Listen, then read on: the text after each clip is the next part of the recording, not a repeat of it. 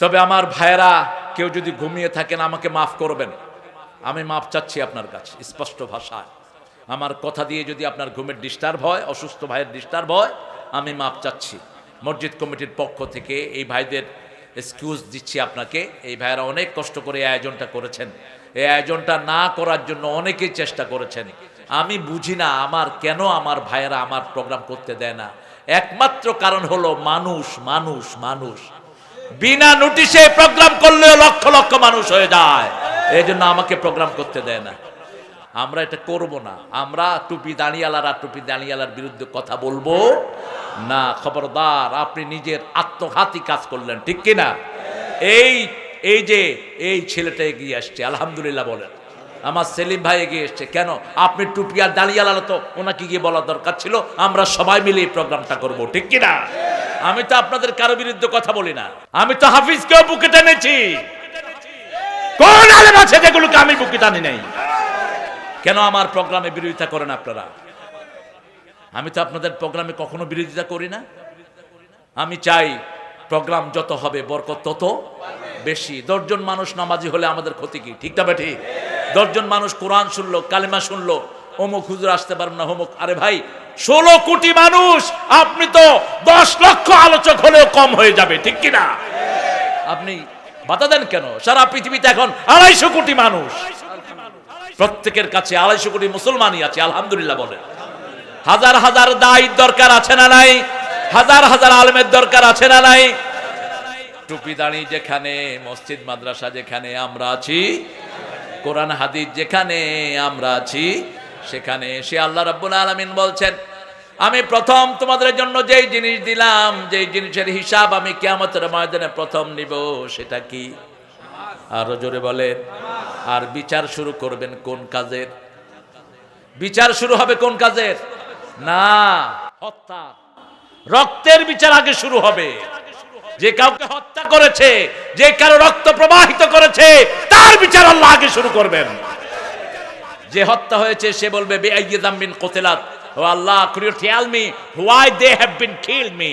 তারা কেন আমাকে হত্যা করেছে? আল্লাহ, আমি জানি না, আমি জানি না কেন হত্যা করা হয়েছে। আল্লাহ, আপনি যারা আমাকে হত্যা করেছে তাদেরকে টেনে আনেন, তাদেরকে আনা হবে। কেন হত্যা করেছো বলো? কয় আল্লাহ, আমরা জানি না কেমনে কি হয়েছে।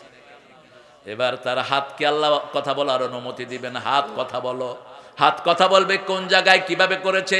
মাটিকে বলবে ইয়াউমাইদিন তুহাদ্দিসু আখবারাহা, এই মাটি কথা বলা শুরু করবে। আপনারা আজকে বসে আছেন এই মাটিতে, লক্ষ লক্ষ মানুষ, চারো সব মঠবাড়িয়ারা বিভিন্ন জায়গা থেকে এসেছেন। এই মাটি আপনাদের নামটা নোটিশ করে রেখে দিয়েছে তার হৃদয়ে। আল্লাহু আকবার। কিয়ামতের ময়দানে বলবে, আল্লাহ, আপনার এই গোলামগুলো এই মঠবাড়িয়ার মাঠে শুনতে এসেছিল সুবহানাল্লাযী আসরা বিআবদিহি লাইলাম মিনাল মাসজিদিল হারামি ইলাল মাসজিদিল আকসাল্লাযী বারাকনা হাওলাহু লিনুরিয়াহু মিন আয়াতিনা ইন্নাহু হুয়াস সামিউল বাসীর। আল্লাহু আকবার। এখন নামাজ কখন থেকে কখন পড়বো কে বলে দিয়েছেন? যেই সূরাতে রাসূলের মেরাজের ঘটনা, সেই সূরাতে আল্লাহ বলছেন নামাজ কখন থেকে কখন পড়বা শুনো। আকিমিস সালাতা লিদুলুকিশ শামসি ইলা ওয়াসাকিল লাইল ওয়া কুরআনাল ফজর ইন্না কুরআনাল ফজর কানা মাশহুদা। সকাল হলো, শুনে রে আজান, উঠে রে শয্যা ছাড়ি, মসজিদে চল দিনের কাজে, ভোল দুনিয়াদারি। সকাল হলো, ওযু করে ফেল রে ধুয়ে নিশীথ রাতের গ্লানি, সিজদা করে যায় নামাজে, ফেলে রে চোখের পানি। তোর হেসে নিশি প্রভাত হবে, সুখে দিবি পানি। সকাল হলো, আলহামদুলিল্লাহ বলেন। ফজরের নামাজ পড়লে ভালো লাগে না খারাপ? ফজর পরে যারা মসজিদ থেকে বের হয়ে হাঁটে এদের পিছনে কখনো কুত্তা লাগে না, আর যারা ফজর ছাড়া ডায়াবেটিসের হাঁটা হাঁটে এদের পিছনে কুত্তা লাগে। এটা আমি বরিশাল শহরে এসে টের পাইছি। ওই যে কসাইটলি আছে না, কসাইটলি মসজিদে ফজর পড়ে বের হলাম আমরা 7-8 জন। ফজর পড়লাম, এশাক পড়লাম।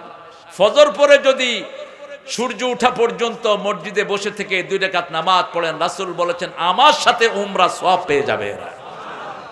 গরিবের উমরা, সুবহানাল্লাহ, আরো আসতে কর না। আবার এই 2 রাকাত নামাজ হলো রিজিকের নামাজ। কিসের নামাজ? রিজিকের নামাজ। রাসূল সাল্লাল্লাহু আলাইহি ওয়াসাল্লাম বলেছেন ফজরের পরে ঘুমায়ও না, এই সময় রিজিক বন্টন হয়। তাকদু খিমাসান তারুহু বেতানা, পাখিগুলো সকাল বেলায় উঠে যায়, ঠিক না বা ঠিক? সকালে বেরিয়ে যায়, আল্লাহর গুণগান করে, আবার বাড়ি যখন ফিরে আসে পেট খালি থাকে না, ভরা। কে পেট ভরে দেয়? আল্লাহ ভরে দেয়। ওদের তো কোনো চাকরির জায়গা নাই, ওদের তো কোনো গোডাউন নাই, ওদের তো কোনো আড়তদারিতা নাই, আছে নাকি? এক এক পাখিকে এক এক রকম মানে খাওয়ান কে? আমার বাসাতে আমি লাভবার্ড পালি, লাভবার্ড। ওই যে বাজিগর না কি জানি বলে, হ্যাঁ, বাজরিকা। এই পাখিগুলো বাহিরে বাঁচে 5 বছর, ঘরে বাঁচে 10 বছর। আমি পুরা ইতিহাস জেনেই তারপরে বিবিকে অনুমতি দিয়েছে, একটা রুম ওদের জন্য ছেড়ে দিয়েছে। তো 2টা পাখি এনেছে, এখন 45টা হয়েছে। ঠিক সন্ধ্যার পরে ওদের কোনো ডাক নাই, বাতি অফ, ঘুমাচ্ছে। ঠিক তাহাজ্জুদের সময় কিচকিচ কিচকিচ করে ডাকতেছে। সুবহানাল্লাহ কইবেন না? কি রুটিন করা। আবার দেখেন সন্ধ্যার আগে খেয়ে ফেলে। আমার নবী সাল্লাল্লাহু আলাইহি ওয়াসাল্লাম সন্ধ্যার আগে খেতেন। এশার পরে কখনো ভারী খাবার খান নেই মুহাম্মদ সাল্লাল্লাহু। আজকের পুলিশ বাহিনী দেখবেন আসর থেকে মাগরিবের মধ্যে তাদের ডিনার শেষ, আর্মিদের ডিনার শেষ, তাদের শরীরটা ভালো। রাতের বেলায় যখনই ভারী খাবার খাবেন, ডায়াবেটিস, মিস্টার প্রেসার, মিস্টার হার্টের রোগ আছে না নাই? সব রোগ। ভরা পেট নিয়ে যারা শুইতে যায় এদের মতো ধ্বংস শরীরে কেউ করে না। ভরা পেট নিয়ে শুইতে যাওয়া মানে আপনি হার্ট অ্যাটাককে আমন্ত্রণ করলেন, আপনি ডায়াবেটিসকে আমন্ত্রণ করলেন। কারণ রাতে শরীরটা ঢেকে যায়। ও জাআলনাল লাইলা লিবাসা, রাতকে আমি পোশাক বানিয়েছি। কাপড় যেমন শরীর ঢেকে রাখে, ঠিক তেমনি রাতে আপনার সেলগুলো ঘুমিয়ে পড়ে। আপনি রাতের বেলা রাসূল বলেছেন সন্ধ্যার পরে খেয়ে তুমি হাঁটো। ইজা কুদ্দিমাল আশা ওয়াল আশা আয়শা ফাকাদ্দিমুল আশা, যখন এশার নামাজের ওয়াক্ত হয় এশার নামাজের আগে রাতের খাওয়া খাও। একামত হয়েছে, রাতের খাবার টেবিলে এসেছে, কোনটা খাবেন আগে? 4টা কথা রাসূলের, 4টা হাদিস এই ব্যাপারে। এশার পরে রাসূল কখনো খাওয়া যায় নাই, আবার রাতের খাওয়া খেয়ে রাসূল হাঁটতেন। আর দুপুরের খাওয়ার পরে বলছেন সাথে সাথে শুয়ে পড়েন। কাইলুলা, শুয়ে নাক ডেকে ঘুম না, একটু 15-20 মিনিটে পাশ করেন। আমাদের বাইরা জোহরের পরে গিয়ে খায়া আসর পর্যন্ত ঘুমায়, উঠে কয় সুন্নতি ঘুম দিলাম। নাউজুবিল্লাহ মিন যালিক। কত বড় মিথ্যা কথা রাসূলের উপর চাপিয়ে দিয়েছে। জোহরের আগে তিনি খেতেন, একটু কাইলুলা করতেন, কারণ লিভারটা তখন খুব কর্মচাঞ্চল্য থাকে। আপনি যখন খাওয়ার পরে একটু শুয়ে থাকবেন 5 মিনিট, আপনার লিভারটা শান্ত হয়ে গেল।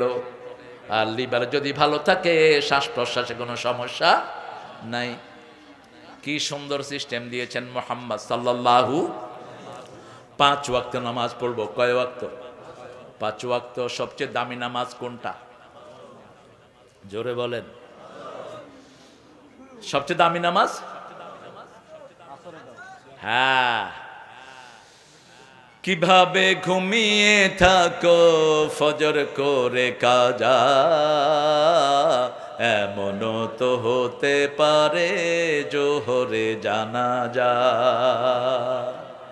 কিভাবে ঘুমিয়ে থাকো জোহর করে কাজা, এমনও তো হতে পারে আসরে জানাজা। ঠিক কিনা? 1 ওয়াক্ত নামাজ কিয়ামত পর্যন্ত যদি পড়েন, কাজা করলে ওটার হক আপনি আদায় করতে পারবেন? যেমন একটা রোজা যদি ইচ্ছা করে ভাঙেন, কিয়ামত পর্যন্ত রোজা রাখলে ওটার সওয়াব আর আপনি পেতে পারবেন না। আল্লাহ বলছেন হাফিজু আলাস সালাওয়াত ওয়াস সালাতিল মুস্তা ওয়া কুমু লিল্লাহি কানিতিন। হ্যাঁ, রোজা রোজা রাখবে ইনশাআল্লাহ।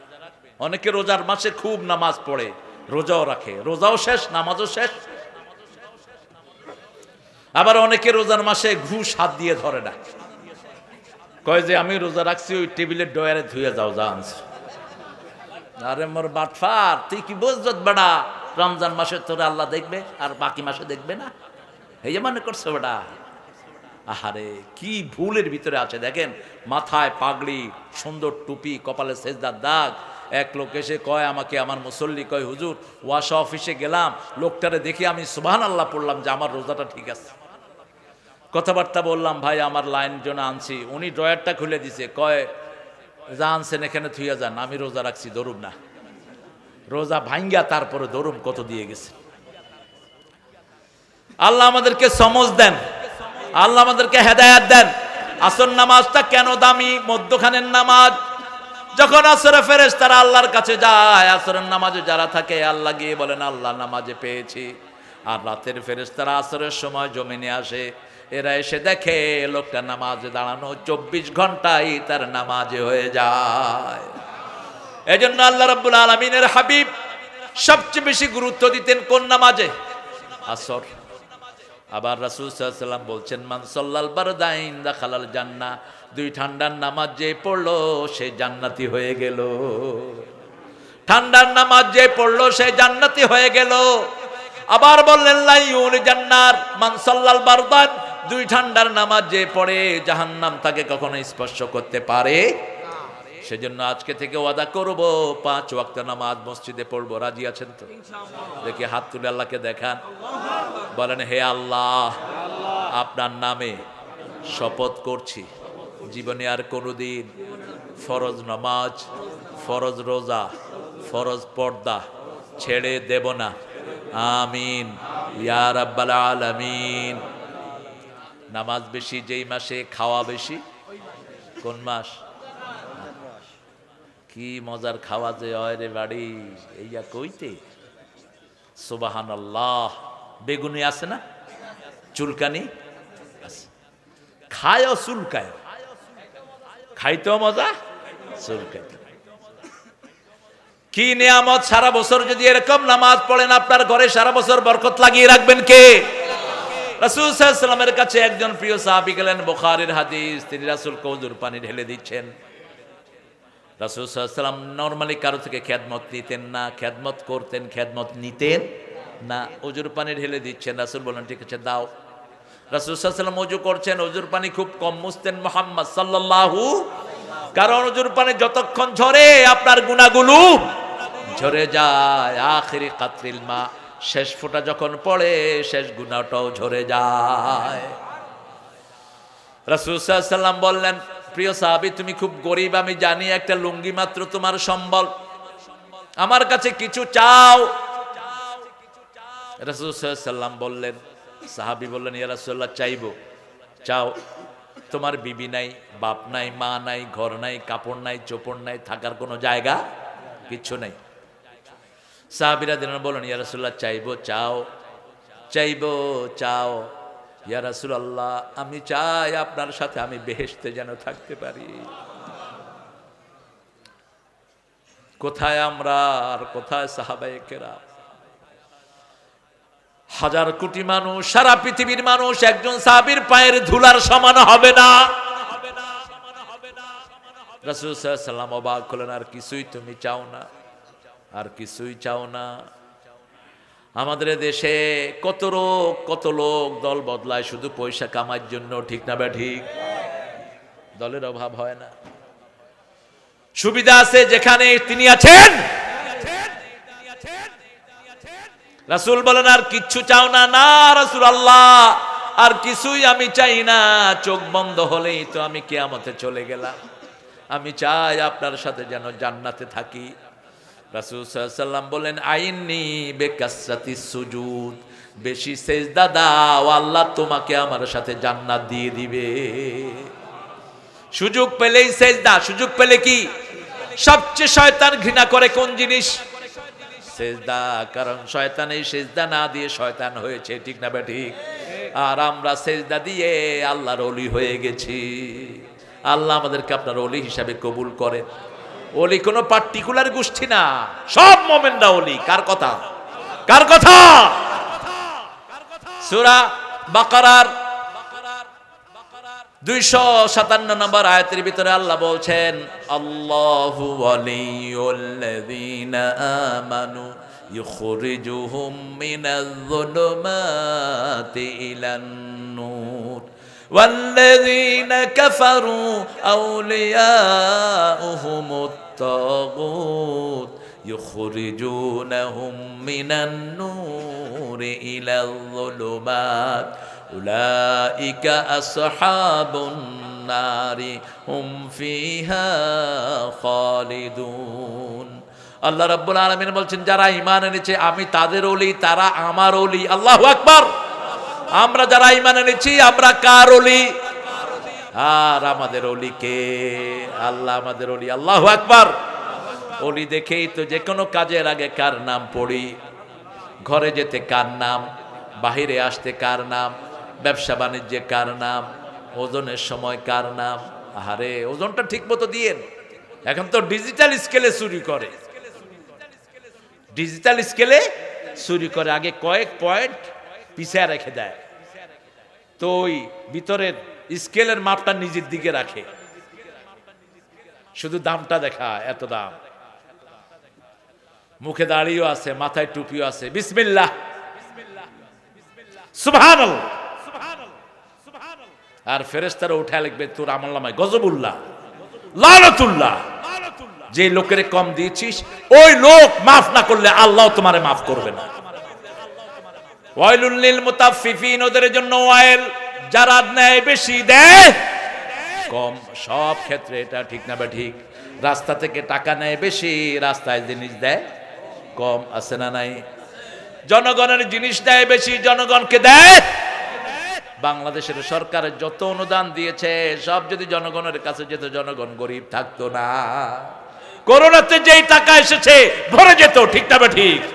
কিন্তু হবে কি, করোনা চাইলেও অনেকের পেটে আছে না নাই?